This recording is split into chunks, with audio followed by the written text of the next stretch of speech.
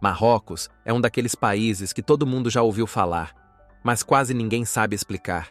Tem gente que acha que é só deserto. Outros lembram de camelos, tapetes, talvez alguma novela. Mas a verdade é que esse país vai muito além dos clichês. Tem neve no inverno, deserto no verão e cidades inteiras pintadas de azul ou de vermelho. O chá vale mais do que vinho, o comércio gira na base da barganha, e o símbolo do amor não é o coração, é o fígado. Sim, você ouviu certo.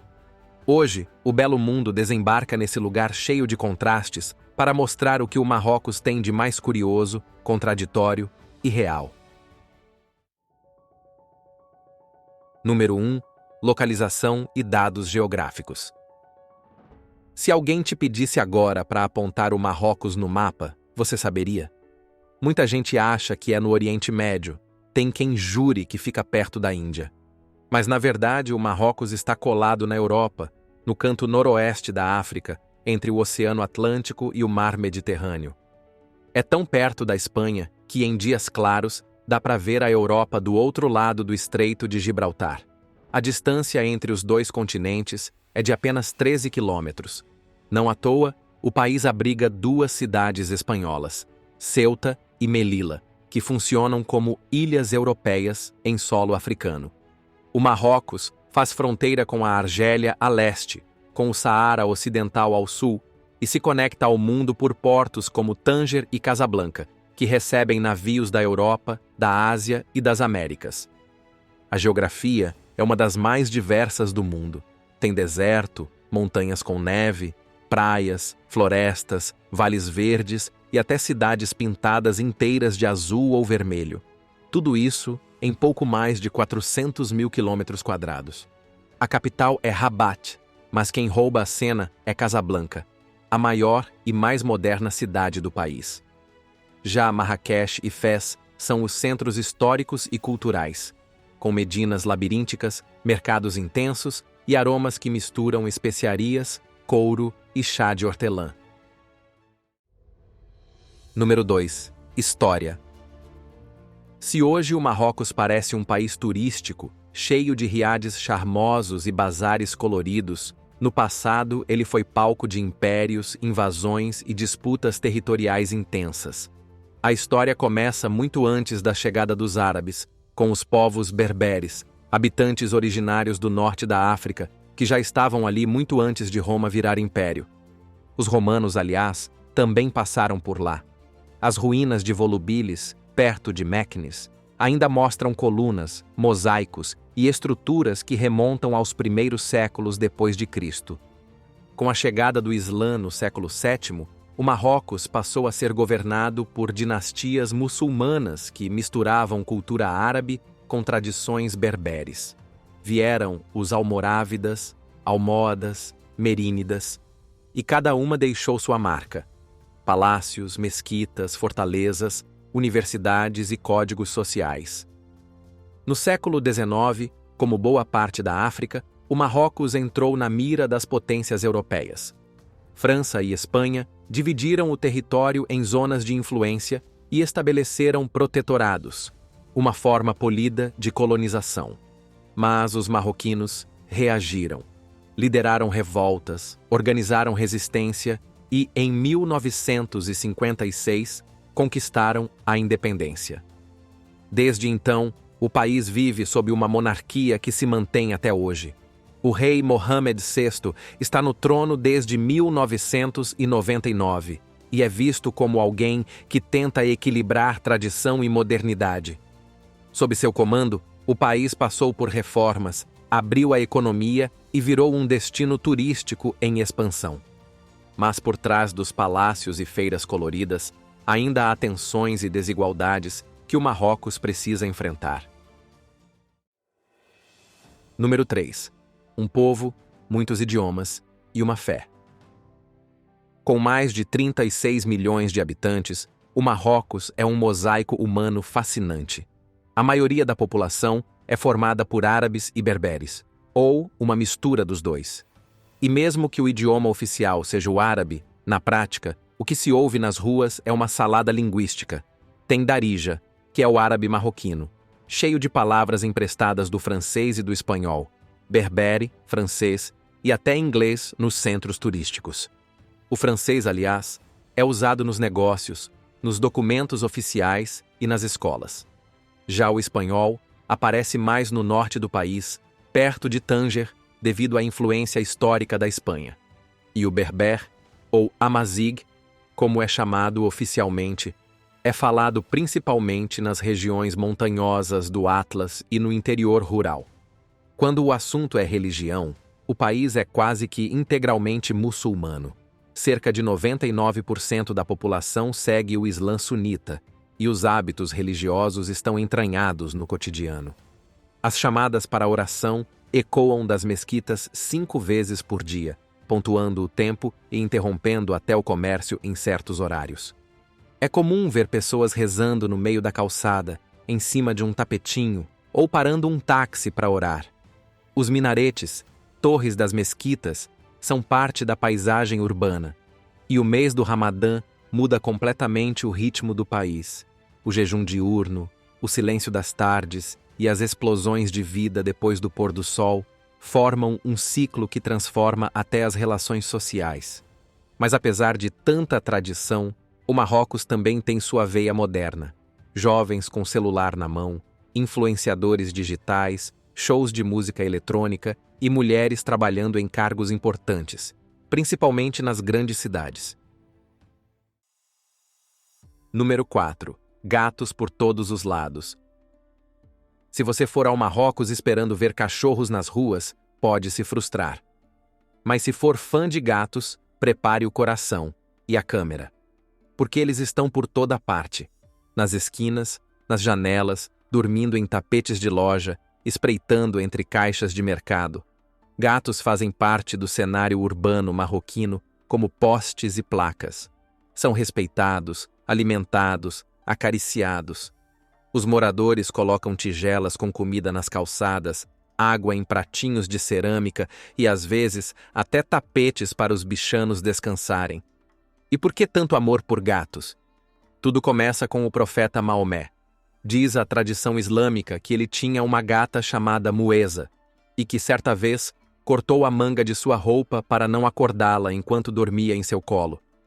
A história virou símbolo de carinho e respeito aos felinos, que passaram a ser considerados animais puros no Islã. Diferente dos cachorros, que são vistos como impuros em muitos contextos religiosos e culturais, os gatos ganharam status quase sagrado. Podem entrar nas mesquitas, circular livremente pelas casas e são, muitas vezes, tratados como parte da família. E isso não é só em Marrakech ou Casablanca. Em pequenas vilas, no meio do deserto ou nas montanhas do Atlas, os gatos estão lá, tranquilos, altivos e bem alimentados. Inclusive nas áreas mais sujas, como vimos no tópico anterior, são os gatos que mantêm o controle dos ratos e por isso são valorizados. Ou seja, no Marrocos, a realeza não vive só nos palácios. Ela também caminha em 4 patas, ronrona e dorme no meio da rua como quem sabe que é querido. Número 5. Cidades e lugares. É bem provável que você já tenha visto o Marrocos no cinema, mesmo sem saber. Filmes como Gladiador, O Príncipe da Pérsia, 007, Game of Thrones e A Múmia usaram suas paisagens como cenário. E não é por acaso, o país é naturalmente cinematográfico. Casablanca representa o lado moderno, arranha-céus, avenidas largas e a imponente Mesquita Hassan II, uma das maiores do mundo, construída parte sobre o mar, com um minarete que chega a 200 metros de altura. Mas se o que você quer é cor, o Marrocos entrega 2 das cidades mais fotogênicas do planeta. No norte, Chefchaouen, a famosa Cidade Azul, tem casas, muros e escadarias pintadas em tons de anil. Já Marrakech, a Cidade Vermelha, nasceu da argila avermelhada usada em suas construções. À luz do pôr do sol, a cidade ganha tons alaranjados e rosados, enquanto a praça Jemaa el-Fna ferve com encantadores de serpentes, músicos e barracas de comida. E sim, apesar de todo esse calor, no Marrocos também neva. Em cidades como Ifrane, apelidada de Suíça marroquina, o inverno é rigoroso. E nas montanhas do Atlas, o Monte Tubical ultrapassa os 4.000 metros de altitude, com direito até a estação de esqui em Oukaimeden. Se preferir mar à montanha, o litoral também impressiona. São quase 2.000 quilômetros de costa, com praias atlânticas e mediterrâneas. Em Agadir, o surf reina. Em Saídia, o destaque são as águas calmas e limpas, com selo de bandeira azul. O turismo de praia por lá ainda é discreto, o que garante trechos tranquilos e praticamente intocados. Ou seja, se você sonha em ver o pôr do sol nas dunas do Saara, mas também quer dar um mergulho e tomar um suco gelado com os pés na areia, o Marrocos entrega tudo isso. E ainda sobra história, cultura e cor. Número 6. A culinária marroquina. Se tem um lugar onde comer é mais do que uma necessidade, é no Marrocos. Lá, cada prato é uma explosão de aromas e significados. Esquece esse papo de que comida árabe se resume a quibe e esfirra. No Marrocos, o paladar mergulha num universo de especiarias. Açafrão, cominho, canela, gengibre, limão em conserva, mel, azeitonas, damasco seco, hortelã fresca. É um verdadeiro festival sensorial. O prato mais tradicional é o cuscuz marroquino, chamado por lá de seksou. Os grãos de sêmola são cozidos no vapor, bem soltinhos, e servidos com um ensopado rico de legumes e carne, geralmente cordeiro ou frango. Tem também o tagine, talvez o mais simbólico, uma mistura cozida lentamente numa panela de barro em formato de cone. Pode ser de frango com limão, em conserva e azeitonas, cordeiro com ameixas ou só de vegetais, sempre cheio de sabor. Para abrir ou fechar a refeição, vem a harira, uma sopa espessa de lentilhas, grão de bico, tomate e especiarias, que alimenta e conforta. Tem omeletes, sardinhas grelhadas à beira-mar, pães achatados servidos quentinhos e muito azeite. E aí entra o verdadeiro ritual, o chá. O chá de hortelã é mais que uma bebida. É símbolo de hospitalidade, tradição e respeito.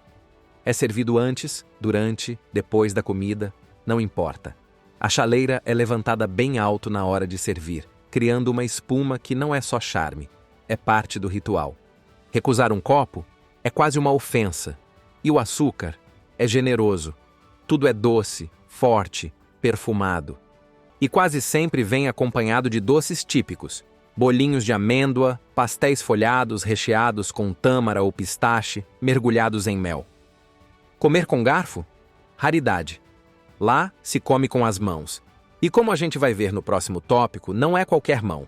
Tem etiqueta até para isso. Número 7. Comer com as mãos. Já que falamos da comida e do ritual do chá, chegou a hora de entender como os marroquinos comem. E aqui entra uma das tradições mais curiosas e levadas muito a sério: usar a mão certa na hora da refeição. No Marrocos, comer com as mãos é não só permitido como recomendado em muitos lares tradicionais. Mas atenção, apenas com a mão direita.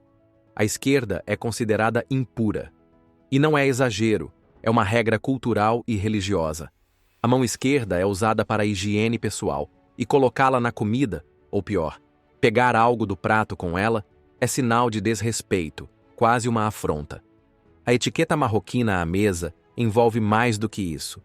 As refeições acontecem no chão, sobre tapetes e almofadas. Os pratos são servidos no centro, em tigelas grandes, e todos comem juntos, do mesmo recipiente. Não se usa faca, e os pedaços de pão funcionam como colher improvisada. O pão, aliás, é sagrado, não pode ser jogado fora. As sobras são guardadas para alimentar animais, trocadas por detergente ou entregues a quem precisa. Outro ponto importante: se for convidado para comer na casa de alguém, tire os sapatos antes de entrar. É sinal de respeito. E nunca recuse o chá que vem logo depois da refeição. Mesmo que você esteja estufado, eles vão insistir. E vão servir com um sorriso no rosto. Dizer não pode parecer falta de educação. Ou seja, comer no Marrocos é mais do que se alimentar. É participar de um ritual social, seguir códigos de respeito e principalmente demonstrar gratidão. Número 8. Tradição e etiqueta. Já que entramos no mundo dos rituais, tá na hora de falar do jeito marroquino de se relacionar. E se prepara, porque aqui tem coisa que você provavelmente nunca viu. Começando pelo respeito aos mais velhos. No Marrocos, idade é sinônimo de sabedoria. Os anciãos são tratados com uma reverência rara. Os mais jovens beijam suas testas, levantam quando eles entram no cômodo e escutam com atenção o que tem a dizer. É um respeito que atravessa gerações e que não se finge, se sente. Outro costume que chama a atenção são os gestos de afeto entre homens. Lá é comum ver amigos andando de mãos dadas pelas ruas, como sinal de carinho e confiança. Para quem vê de fora pode parecer estranho, mas no Marrocos isso é só amizade, verdadeira e simples. E quer saber onde mora o amor por lá? Não é no coração, é no fígado. Sim, no fígado. Na cultura berbere, uma das principais raízes do país, o fígado simboliza afeto profundo. Eles acreditam que esse órgão garante bem-estar, energia e vida. Então, quando alguém diz, "Você conquistou o meu fígado", é tipo um "eu te amo", só que mais sério, mais interno, mais marroquino. Nos casamentos, essa intensidade se transforma em festa. 3 dias de celebração, com a noiva trocando de roupa várias vezes, música ao vivo, dança, rena nas mãos e chá sendo servido o tempo todo. É um mergulho na cultura e na coletividade. Número 9. Caos urbano. Seguindo viagem, é hora de voltar para as cidades. Mais precisamente para as Medinas, os centros históricos que parecem labirintos vivos, cheios de becos, barracas, barulho e tradição. É nelas que o Marrocos se mostra no modo raiz. Você vai se perder, vai suar, vai rir. E com sorte, só um pouco de irritação, porque as Medinas são tudo isso ao mesmo tempo. Logo na entrada, o som das flautas chama a atenção. É ali que aparecem os encantadores de serpentes, figuras quase míticas com cobras enroladas em cestos e olhos vidrados nos turistas. Eles existem mesmo, principalmente em Marrakech, e costumam cobrar por qualquer foto, mesmo que sua câmera nem tenha saído da bolsa. Perto dali, vendedores oferecem de tudo: perfumes, tapetes, cerâmicas, bolsas de couro, tênis falsificados e sempre com um sorriso no rosto. Mas atenção, nada tem preço fixo. Barganhar não é só esperado, é praticamente obrigatório. Os marroquinos são especialistas na arte da negociação. O preço que eles te dizem primeiro é só o começo do teatro. Quanto custa? Você pergunta. Para você, meu amigo, preço especial, ele responde. Se aceitar de primeira, perdeu a brincadeira. O ritual envolve idas e vindas, recusas, ameaças de ir embora. Faz parte da cultura. É quase uma encenação. Número 10. Sujeira nas ruas. Para fechar esse passeio, vamos falar de algo que muita gente percebe, mas poucos comentam de verdade. Porque, convenhamos, nem tudo é chá de hortelã.